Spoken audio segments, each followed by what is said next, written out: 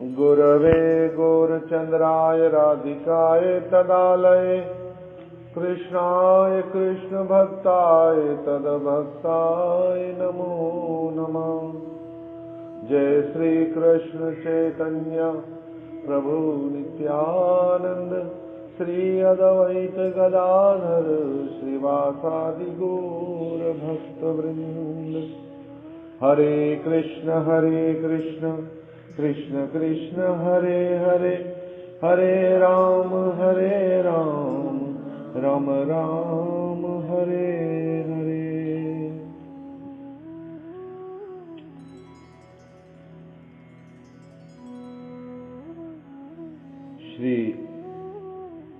श्रील नरोत्तम दास ठाकुर महाराज द्वारा विरचित प्रार्थना ग्रंथ भजन संख्या 25। प्रिय भक्तों,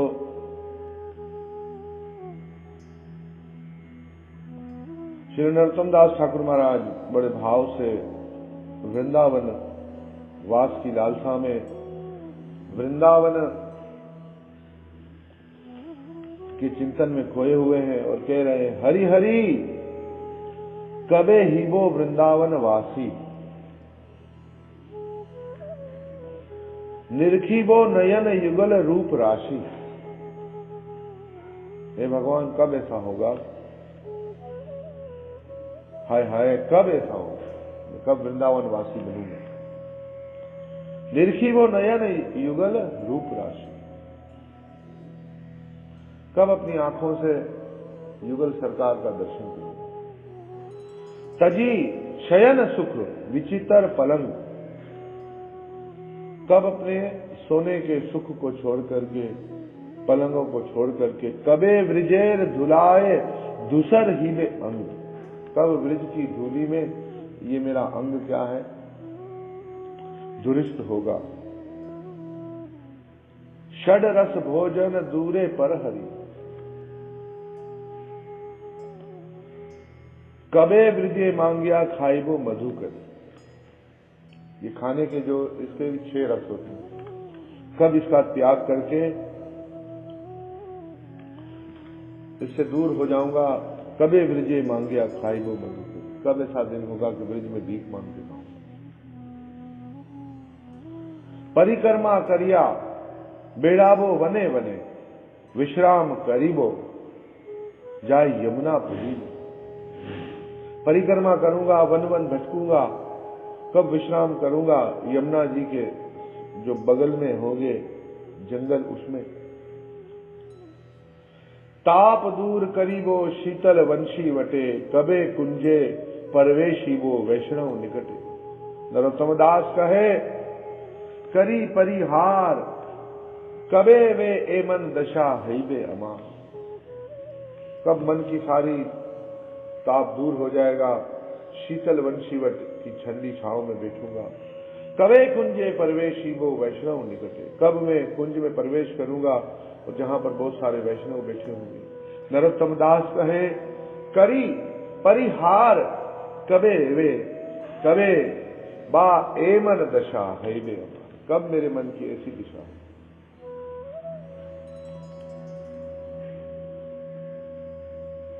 प्रिय भक्तों,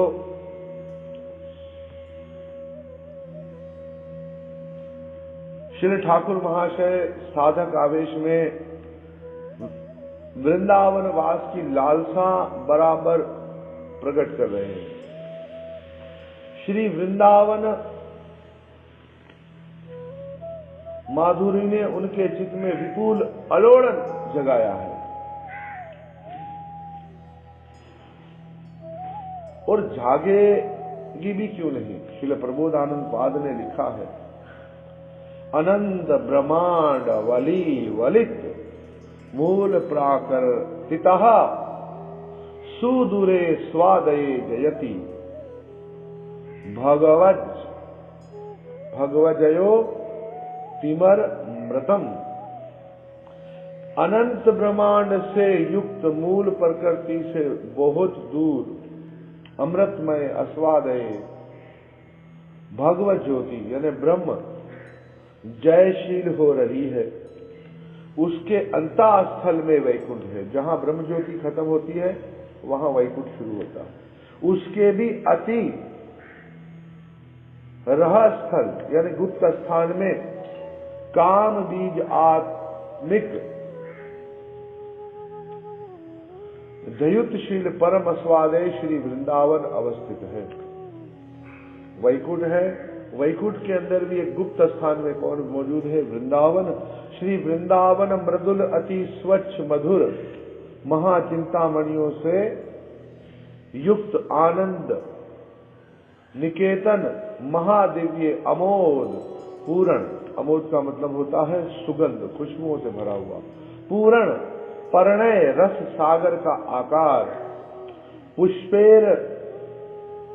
पुष्पेरणु समूह से उज्जवल करत अति विचित्र कांति से युक्त मैं उसी का भजन करता हूँ। वह चिन्मय गौलोक वृंदावन ही अपनी अचिंत्य शक्ति से दोनों जगह विद्यमान है। और वही वृंदावन जो ब्रह्म तेज से भी आगे वैकुंठ, वैकुंठ के भी अंदर गुप्त रूप से विराजमान वो वृंदावन जो दिव्य रसों से, दिव्य पुष्पों से, गवों से भरा हुआ है, वही वृंदावन वहां भी है और इस धरती पर भी है।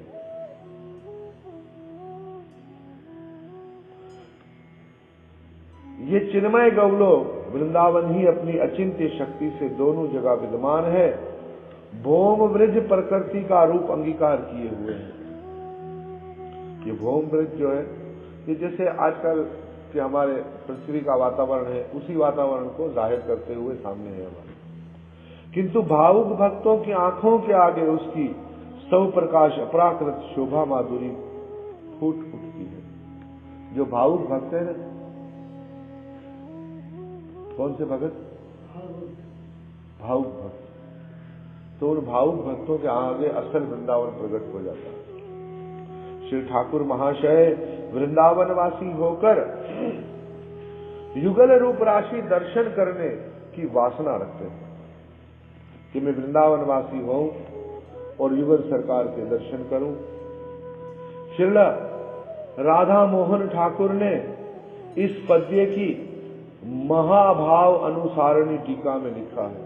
राधा मोहन ठाकुर ने जब नरोत्तमदास ठाकुर महाराज के प्रार्थना ग्रंथ पे अपनी टीका लिखी तो उन्होंने लिखा है, हरि हरि कबे हेबो वृंदावनवासी इन गीत दव्यन साधक अवस्थानम प्रार्थयते।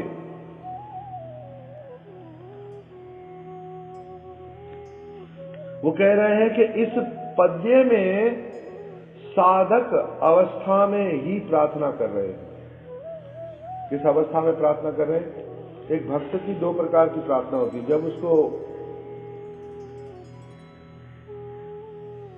जब शुद्ध बुद्ध रहती है थोड़ी बहुत कि मैं बाहर की, तो साधक के रूप में प्रार्थना करते हैं। और जब वे सिद्ध देह में खो जाते हैं तो फिर किंकरी मंजरी भाव से प्रार्थना करते हैं। तो कहते हैं कि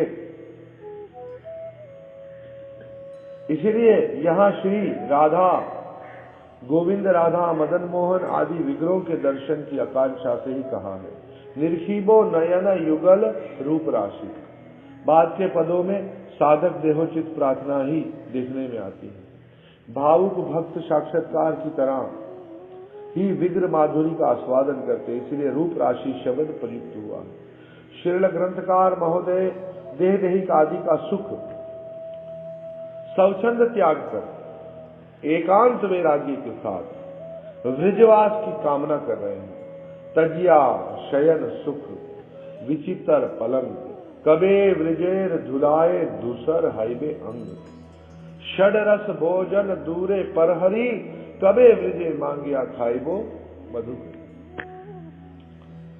श्री भगवान माधुरी आस्वादन से साधक का देह देहिक आदि का सुख स्वच्छंद स्वता छूट जाता है और उसे यथार्थ निष्किंचन पदवी प्राप्त हो जाती है। महाजनों ने भी उसी भाव से ब्रजवास का परामर्श दिया।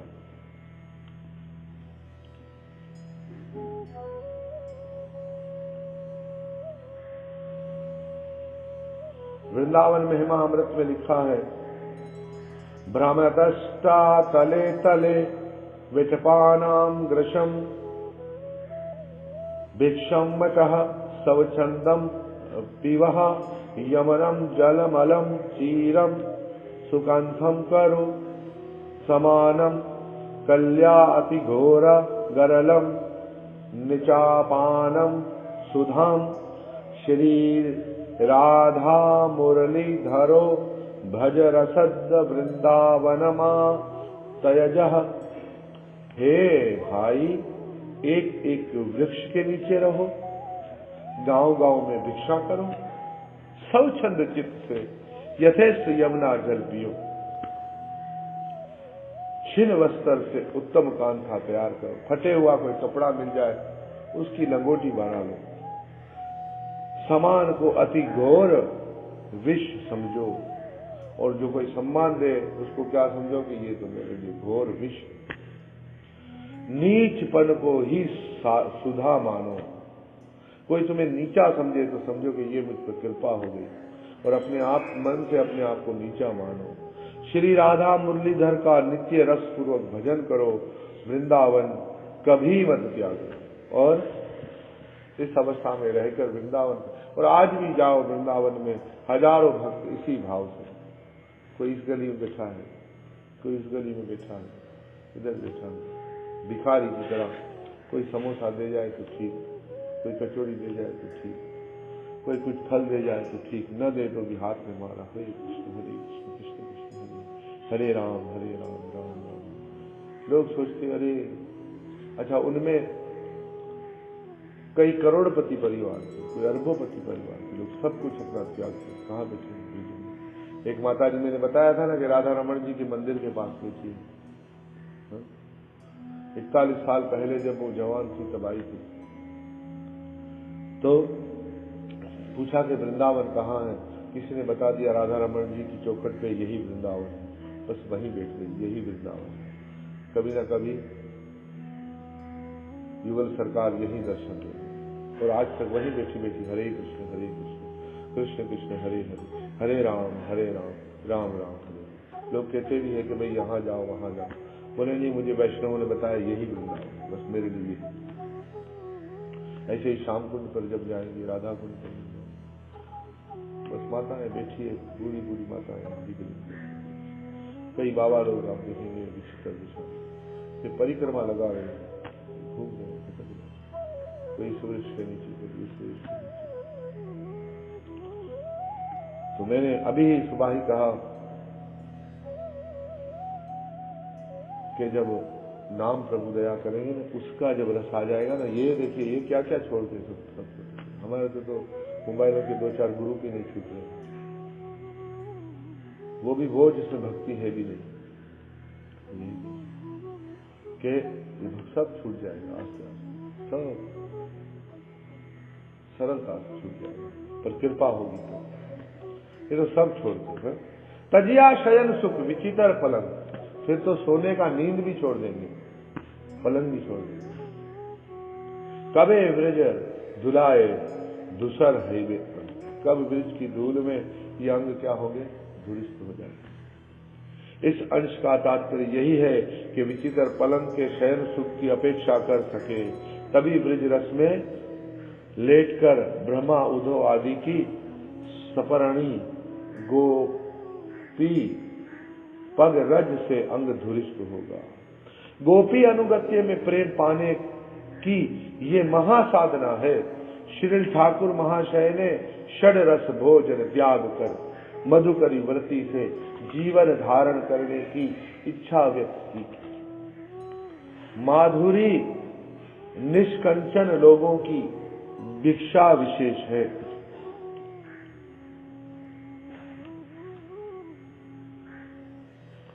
वैरागी भिक्षु की भिक्षा 5 प्रकार की है। मधुकरम संकल्पतम, प्राकृता प्राणितम याचितम, तत्कालोक पंचना भैक्ष्यम पंचविधिम स्मृतः। स्मृति में लिखा है कि मधुकरी मधुमक्खी पुष्प की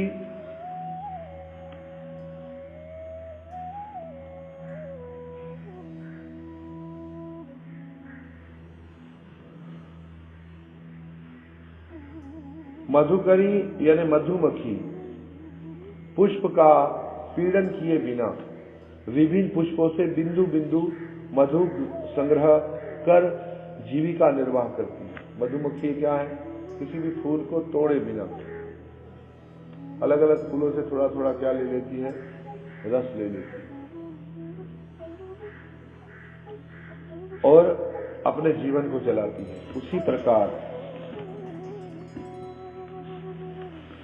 किसी का भी पीड़न न कर व्रजवासियों के घर से सवलप भोज्य भिक्षा करने को मधुकरी कहा जाता है।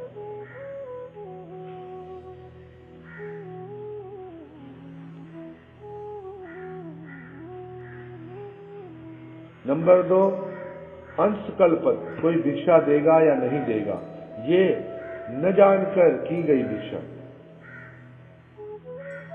पता नहीं है मिलेगा नहीं मिलेगा पर चक्कर लगा है। नंबर 3, प्राक परणी पूर्व निर्दिष्ट दाता अवश्य ही भिक्षा देगा, इस प्रकार से की गई भिक्षा। और प्राक परणी पूर्व निर्दिष्ट दाता कि भाई पता है कि वहां जाएंगे और वहां से रोज मिलती है, आज भी मिल जाएगी, ये तीसरे नंबर की भिक्षा है। चौथे नंबर की अयाचित बिना मांगे प्राप्त हुई भिक्षा। चौथे नंबर पर क्या है? अयाचित रहना, बिना मांगे, कहीं मांगने नहीं जाए, कोई आके दे जाए तो भिक्षा मिल जाए। नंबर 5, तत्कालिक अकस्मात द्रव्य की प्राप्ति। वृंदावनवासी निष्किंचन वैष्णव की व्रज की मधुकरी प्रसिद्ध भिक्षा है। व्रज में बस एक चक्कर लगाया और जो भिक्षा मिल जाए, इससे अपने वैराग्य धर्म का पालन होता है और व्रजवासियों की कृपा प्राप्ति के साथ साथ भिक्षुक के दिव्य की परिपुष्टि होती है। फिर विश्राम, परिक्रमा, वैष्णव संग आदि के लिए प्रार्थना करते हैं। परिक्रमा करिया बेड़ाबो वने वने कबे वाए मन दशा है बे अमार इत्यादि में 12 वनों और उपवनों की परिक्रमा करते घूमूंगा। उन वन उपवनों से जुड़ी श्री युगल की रसमय लीलाओं की माधुरी मेरे हृदय में विपुल अलोड़न जगाएगी। उसी लीला रस में तन्मय हो समय बिताऊंगा। यमुना पुलीन पर जाकर विश्राम करूंगा। यमुना जल कण सप्रशी सुशीतल समीर के सेवन से दहक मन को विश्राम मिलेगा। साथ ही यमुना तीर पर तथा यमुना नीर में ससखी श्री राधा माधव की लीलाओं के चिंतन से अपने स्वरूप का सेवा सुख अनुभव प्राप्त होगा। गरिशीम आदि सुशीतल वंशीवट जाकर देहताप नष्ट होगा। रास रस की माधुरी मधुर स्मृति से हृदय का ताप भी विनिष्ट होगा। वृंदावन में कुंज कुंज में महा अनुभव वैष्णव मिलकर परस्पर इष्ट गोष्ठी या कृष्ण कथा चर्चा करेंगे। मैं उन्हीं कुंजों में प्रवेश कर वैष्णवों के निकट बैठकर रसमय कृष्ण कथा का आस्वादन कर धन्य होगा। श्री ठाकुर महाशय अति विनय के साथ कहते हैं, मेरी ऐसी दिशा कब होगी? इसी प्रतीक्षा में बैठा हूँ। नरोत्तम कहे करी परिहार कबे बा ए मन दिशा है वे अमर। तो प्रिय भक्तों, अकिंचन भाव इसे कहते हैं। इस अकिंचन भाव दिशा से ब्रज में रह करके प्रभु का भजन करना, ऐसी दिशा कब होगी? तो ये प्रार्थनाएं हमारे जीवन में क्रांति लाने वाली है। हमें पता चलेगा हम किस दिशा में हैं। आज लोग तो वहां भी नहीं जाना चाहते हैं, वहां भी हरि कथा नहीं सुनना चाहते हैं। जहां लोग पनीर बनाते हैं, बिरयानी बनाते हैं, पिज्जा बना खिलाते हैं, बाजार से तंदूर की रोटियां लेके आते हैं, शीरमार खिलाते हैं, वहां भी लोगों के पास टाइम नहीं है। हाँ? पर ये देखिए कि कब होगा। ब्रज में जाते हैं, ढूंढते हैं कोई एसी वाला कमरा मिल जाए, कोई अच्छी होटल मिल जाए। पर देखिए ये भाव वृद्ध तो व्यक्ति को वैराग्य बनाता है, और यह सहज वैराग्य है, फल्गु वैराग्य नहीं, दिखावटी वैराग्य नहीं। और ये तो जितना व्यक्ति देखो सरल होगा, जितना व्यक्ति ऊंच पद पर होता है ना, उतना हर जगह जाने में उसको दिक्कत होती है, हर किसी से मिलने में दिक्कत होती है। जितना आदमी आम होता है, इतना सरेआम होता है, उसको सरलता हो। तो प्रिय भक्तों, हमें जीवन को बहुत सरल करना है, बहुत सरल। हरे कृष्ण महामंत्र बोलिए।